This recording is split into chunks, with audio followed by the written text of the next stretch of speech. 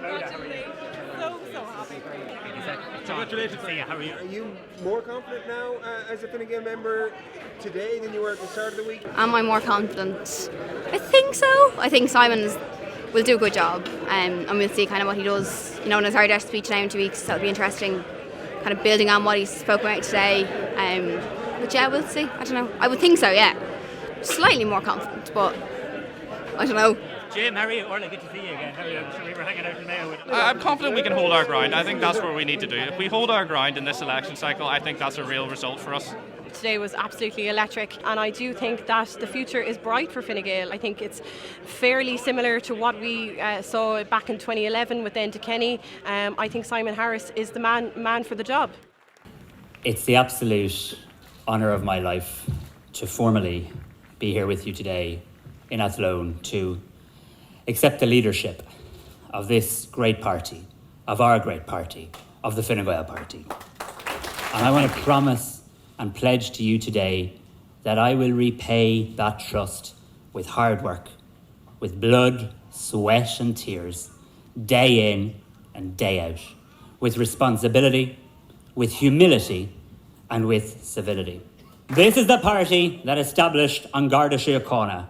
We stand on the side of the Gardaí.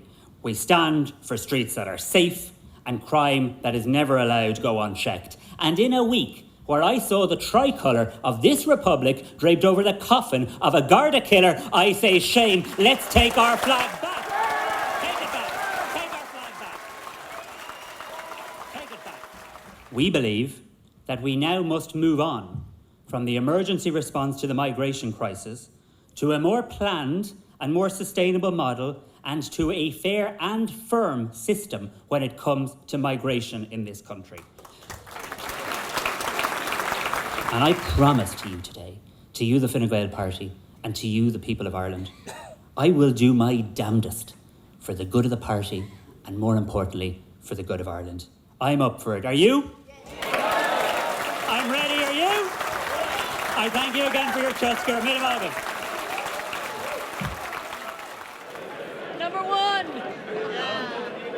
It's my view and my intention that this government should run full term.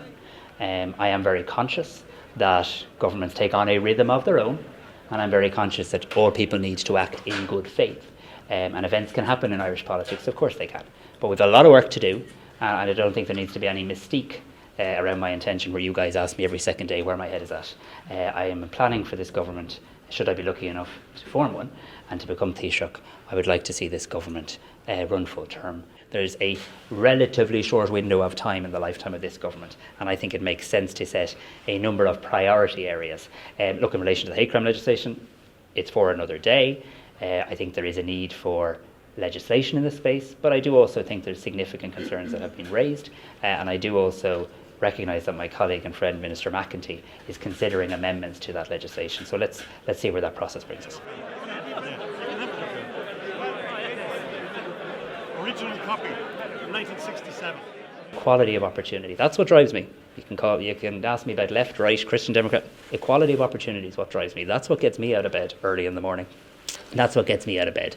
But I want to check that equality of opportunity is not the hackneyed out phrase that a politician says. That's the new litmus test that this party will bring to our policy proposals.